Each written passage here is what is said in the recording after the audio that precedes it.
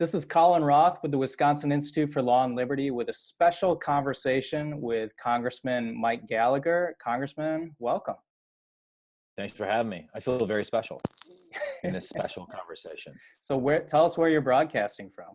I'm broadcasting from a bunker in Alloway, Wisconsin, otherwise known as my basement, which is pretty much unfinished at this point. So I apologize for the paltry surroundings. Very safe, though. Yeah. We wanted to bring you on. Obviously, you're a member of Congress facing down these huge monumental decisions during this pandemic crisis. And you wrote a piece in the Wisconsin State Journal this week called "Wisconsin Can Cancel the Apocalypse." Depending on where you mark when this crisis began, at least in our country, 2 or 3 weeks into this is kind of most people's experience. It kind of seems like we are heading towards a conversation of kind of bad versus worse. And it seems like we're heading towards a conversation of all or nothing in terms of shutdowns and mitigation techniques. What I appreciated about your piece was that it seemed to suggest that there might be folly in both approaches, that there's probably a third way, and there's probably multiple different ways to tackle this. So let's just start broad. I mean, you're a former military officer, and you have described this as a war.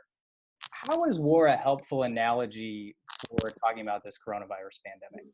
Well, I'm usually very critical of when politicians use war analogies. I mean, everything that comes out of people's mouths is, I'm fighting this, I'm fighting that. And if everything's a war, nothing's a war. But it does seem to be the most useful heuristic we can use to get people to understand a whole of society effort such as this, right? In other words, this isn't just a matter of Dr. Fauci and President Trump figuring out how to respond. They and the governor and governors all over the state are asking every single American to mobilize in some sense, right? We're all being asked to do social distancing. We're all being asked to step up and help out. We're all being asked to endure pain so as to avoid massive death and suffering later on. And so war is a very imperfect analogy. However, it was the only one I could think of that would allow people to make some sense of this. What's interesting about this particular battle or competition or war, whatever we want to call it, is we're not just sort of trying to defeat this virus. I would suggest we're also simultaneously at war with misinformation. I mean, there's so much crap floating around social media.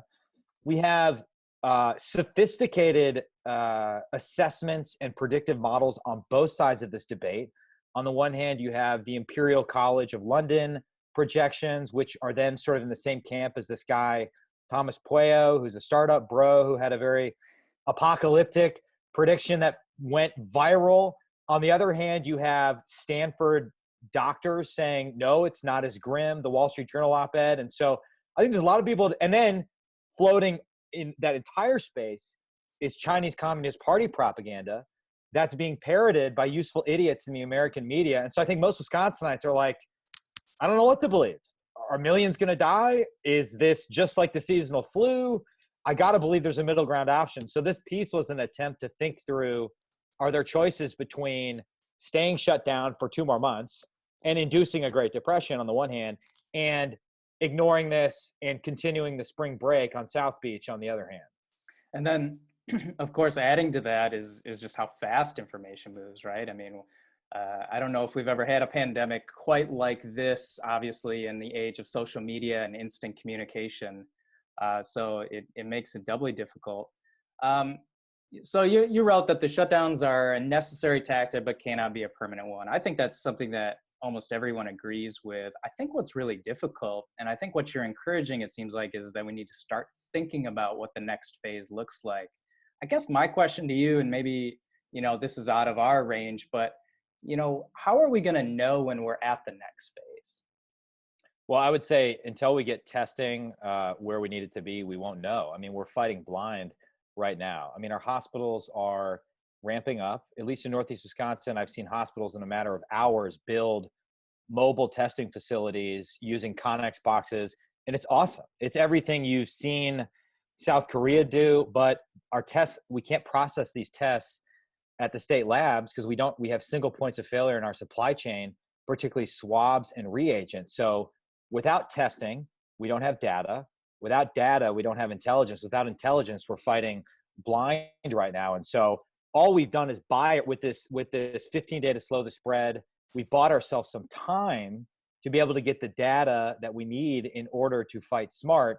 But I would say if we emerge from this 15 days without having gotten testing where it needs to be, we're going to be in a heck of a bind. Now, I know we have a lot of good people working on this, but what could you look for? I mean, obviously infection rates, death rates, but watching Evers and Secretary Palm's press conference, I don't know if it was yesterday or the day before, there was some debate about the models they're using to project thousands dead 2 weeks from now, when right now we have 8 dead in Wisconsin. So again, I think it just gets back to this basic question of, until we can use technology to collect data and use that to actually improve our sense of what's going on, we're going to be wildly throwing everything at this effort without any sense of whether what we're doing is working.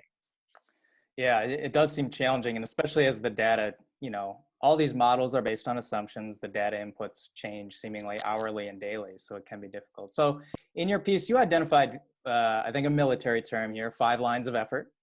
And so to run through, basically, you said a strict but strategic quarantine for vulnerable folks, getting back to work while maintaining social distancing, extending school into summer, surge support for the healthcare front lines, and fighting with smarter data. Let's walk through those really quick. So what does it look like to strategically quarantine our most vulnerable?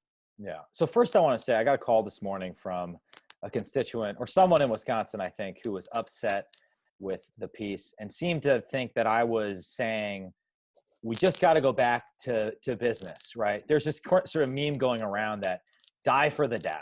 Like, that's absurd. That's not what I'm saying at all, right? Like, my whole, the whole prism through which I'm viewing this crisis is, if we don't do what's necessary to get the virus under control, nothing we do in terms of economic stimulus or rescue package will make a difference. Because if it costs us $2 trillion to shut down our economy for 2 to 6 weeks, that would suggest we can't afford to keep doing that 6 weeks from now. We have to get the virus under control.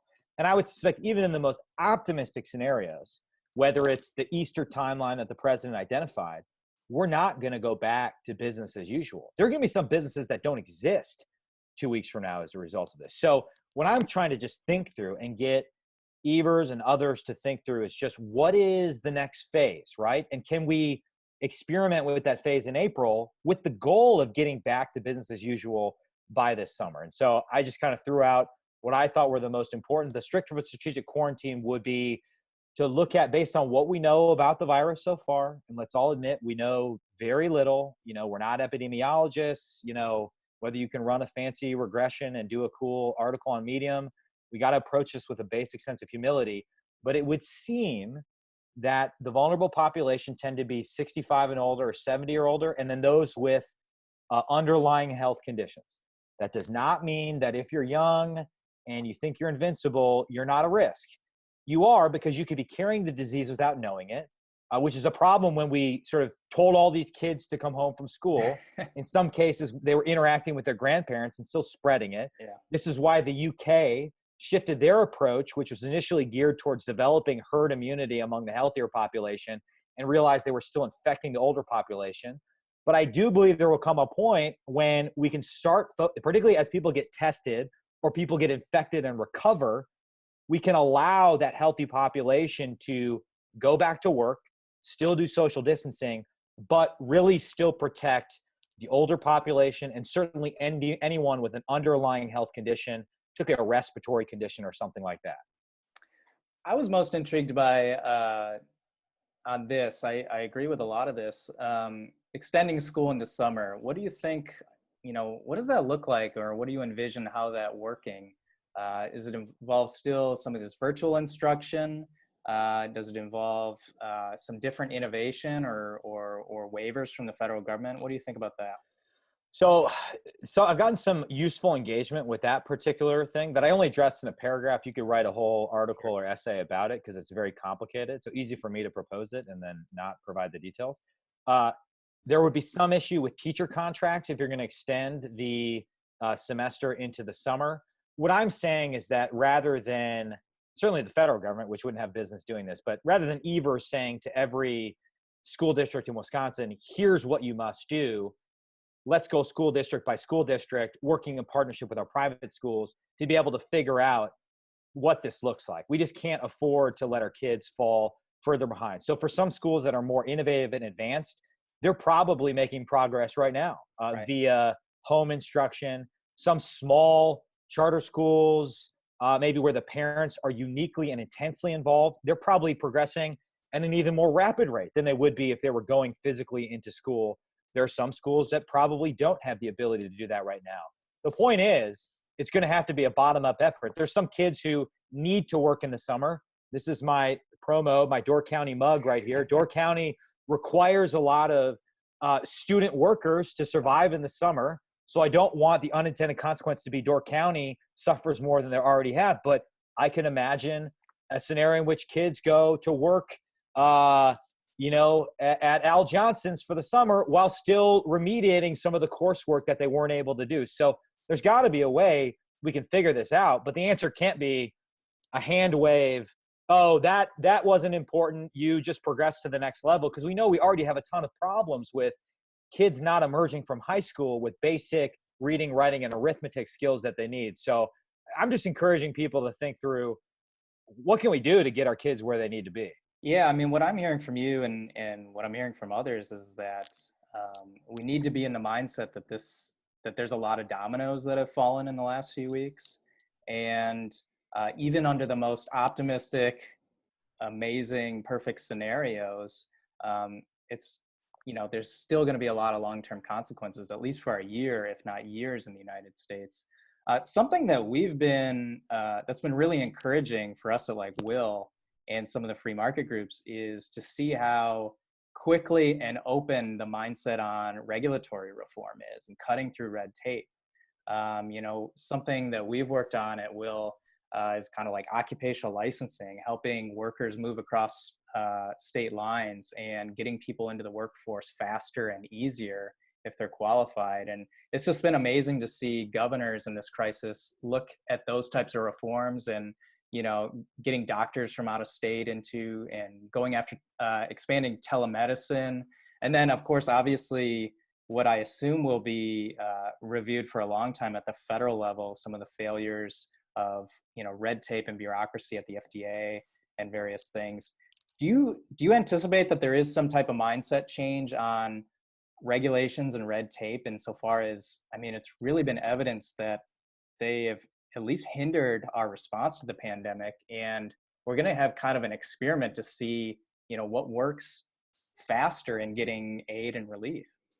It's really interesting you say that. Well, first of all, I hope so, but I suspect what's happening is everybody's going to use this crisis to confirm the ideological priors that they brought into the crisis, right? Isn't that amazing? This crisis confirms everything I always believed.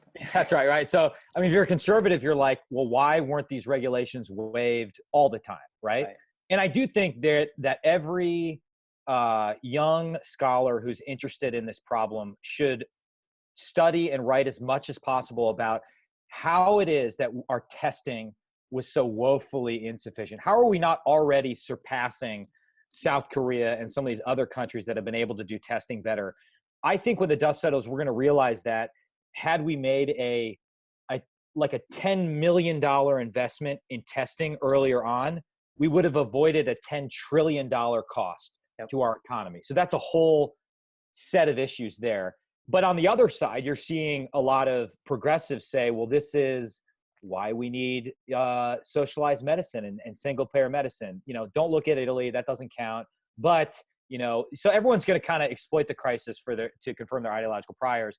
However, I do think there's some basic common sense things that will remain in the aftermath of this crisis. We had a really interesting debate, thanks to Senator Johnson over the last 2 years about right to try. You're seeing all these compassionate use waivers for drugs. I do think that's picking up a momentum that will be hard to stop going forward, and that will spark a broader look at the FDA process. I think as well, you're going to see some common sense things when it comes to how we get medical care. For example, those drive-through testing facilities that I mentioned that I toured last week, those should be a permanent fixture of our hospitals. I should be able to do drive-through for as much testing as possible with the goal of keeping me out of the hospital because it's expensive and dangerous to have people in hospitals. The final thing I'd say is I think the biggest shift that this will produce, which is inevitable, and in some ways will happen regardless of who's president in 2021 or 2024, is we will decouple key parts of our economy from China. I have a bill with Senator Cotton on the pharmaceutical and medical supply aspect of this, but the same can be said for telecommunications. This has revealed how dangerously dependent we are on China for basic medical supplies and how we've really gotten lazy when it comes to our addiction to cheap Chinese goods and cheap debt. And I think that over the next decade will be the biggest question in U.S. foreign policy. How do we responsibly decouple and wean ourselves off of dependency on China? A big question that has come up, obviously here in Wisconsin, it's happening all over the country, is just kind of that tension between safety and constitutional rights. So in Wisconsin, we're under a safer at home order, which I think is a lockdown, but not called a lockdown. How are you thinking about this kind of current emergency with those things in tension? I think it's challenging for a lot of people, and a lot of people approach it differently. How are you approaching it? I approached it by, not to be too shameless in plugging Will, but reading Rick Eisenberg's piece about it. And I'd emailed him. I'm like, how much of this is constitutional right now? It's interesting. I think the legal challenges would depend, as I understand his argument, entirely on the different experts that different sides produce. So, if the Evers administration is taking a more restrictive approach, I'm sure they could produce a ton of medical experts that would say it's necessary for public health. And there's a whole body of legal scholarship and constitutional scholarship that does justify that in some sense. Perhaps Rick and others could produce medical experts that would make the counter argument. But ultimately, I think the tension can only go so far. In other words, I think there are limits, particularly in a state like Wisconsin, where let's say we're a bit more, don't tread on me than other states, or we jealously guard our natural rights, or our God-given rights would be a good way to put that. I do think that pushed much further, this would induce some social unrest. I think a flashpoint could be the election on April 7th, right? I understand the health concerns with allowing people to physically go vote, but when you start restricting people's right to go out and vote in person, because not everyone may be able to get an absentee ballot and do other things, that's a very, very difficult thing to justify. And the same could be said for all different aspects of this. There's some worry that, for example, the government may use this to crack down on businesses that they don't like, right? You could imagine more progressive state governments cracking down on firearms dealers, for example, gun stores. It is really a difficult balance. And I'm not sure I've figured out what the right, the easiest way to thread the needle. Do you think the governor has communicated this stuff well? I think that's been one of the bigger criticisms was, back on Friday, just a week, barely a week ago, there was no order coming. And then by Monday, there was an announcement of the order coming. What do you think about the governor's communication on this so far? No, listen, and I know I have enormous sympathy for them. They're working very hard.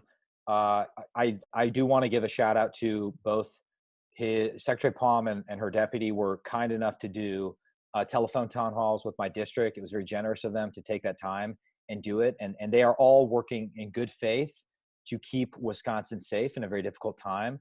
But I do think it's fair to say that a few things. One, I know for a fact that the executive order to refuse accepting any more inmates at our state prisons caught all of my sheriffs off guard and created a ton of confusion. So even if you agreed with it, I think you could concede that it should have been socialized and communicated better by a lot of people that were affected by it. And I think the same is true for the Safer at Home order.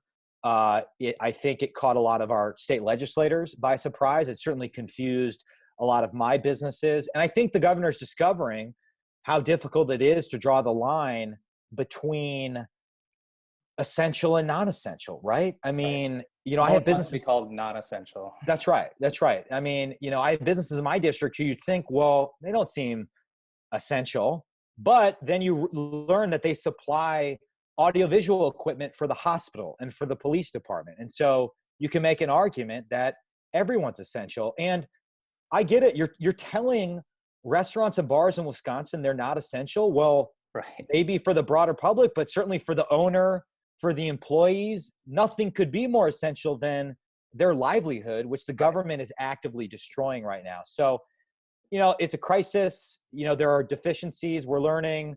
We talked about testing. There's a lot of blame to go around for that. So I'm not putting it all on the governor and his team. I would say that the delegation, everyone's trying to work together, Democrats or Republicans. But in times like this, we really do need full transparency. We need energy. And this is part of, and to get back to why I wrote this piece, I think the governor and leaders need to, if they're asking Wisconsin to sacrifice, at least show us what is the light at the end of this tunnel. I think Wisconsinites are prepared to sacrifice if you give them a theory of victory. Right now, we're kind of just like, we're in this fetal position. We're inside. It feels like we're on defense.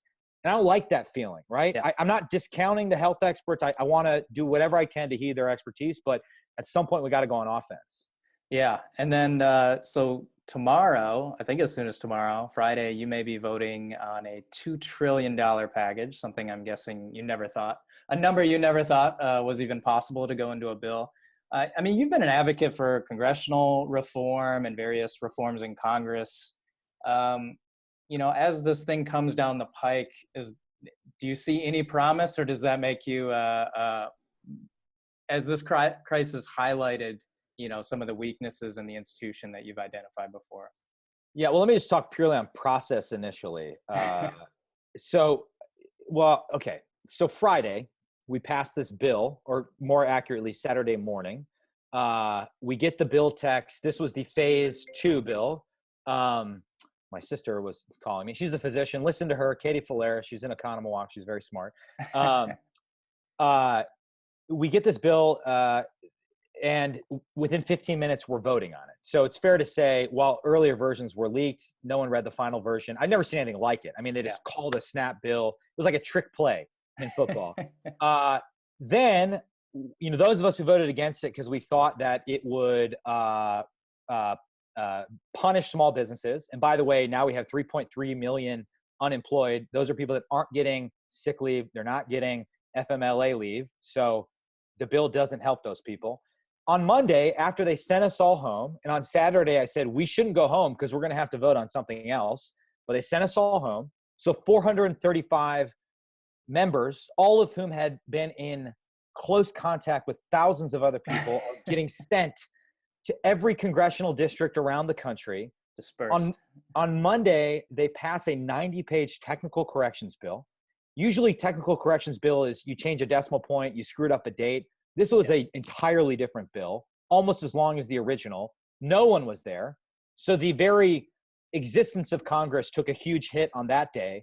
And now we're going to pass a $2 trillion bill by voice vote, which is itself extraordinary because now you're in a real situation where, all right, do you want to force me to come back to DC and every other member? I mean, fine for me. I'm pretty healthy and young, but it is now a legitimate health concern for most members of Congress. So on the process side, the process has been abysmal, but it has been thus for the last decade. At some point, when aliens land 50 years from now, they may exhume my ignored congressional reform musings and say that, I was right, but it doesn't seem like there's any appetite for congressional reform.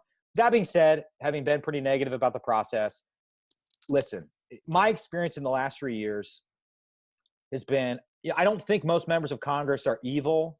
Even my friends on the Democratic side, I don't think they wake up every day wanting to destroy America.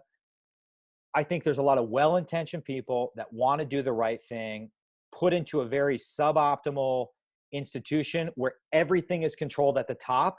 And so you're just kind of served a 1,000-page bill on a platter and you have no opportunity to debate it, let alone amend it. And that needs to be fixed at some point. But there are a lot of people trying to figure out what is the right response to this crisis, which is pretty unique and unprecedented. All right. So a lot of us are experiencing this quarantine in very strange and bizarre ways. What's one thing that you're missing while being quarantined? Or what's something that's closed that you're just jonesing for? Well, Alloway Cafe, which was my grandma's favorite joint and is nearby me, has been closed at least the last few days. I try to get takeout. I also can't go to the gym, which is very frustrating. And I do not have a home gym here in my basement. So I've had to get very creative with how to do squats using an old heavy carpet that I have in my basement right now. And so that is box up those books behind you. That's right. Those are yeah. What kind of nerds are reading books anyways? Should be lifting weights. And then so those are the two things I would identify. All right. And assuming this is all going to end someday, what's one thing that you've been kind of surprised by or that you might miss from quarantine? It's funny, kind of the flip side of what I just mentioned with the gym. I went to the Arboretum at UWGB on Saturday or Sunday. I usually do the running trail there once a week. And I saw more people there than I've ever seen before. Everyone was keeping their distance. It was all families of less than 5. But it was cool. And I've seen the same thing in my neighborhood and the park right by where I live. It does seem like this is forcing people to get outside and just walk, enjoy the outdoors and things like that. And I hope that continues. I think that's healthy. Maybe people are reaching the sort of end of the Netflix rainbow and realizing that they should get off their computers. And so maybe that's a positive outcome. And I add to that all the other things we talked about before about things that we waived or had to creatively come up with that should just become the new normal in terms of our healthcare system or our broader regulatory environment. Thank you so much for your time, Congressman. Good luck in the coming days. Be safe, be healthy, and give us an update in a few weeks.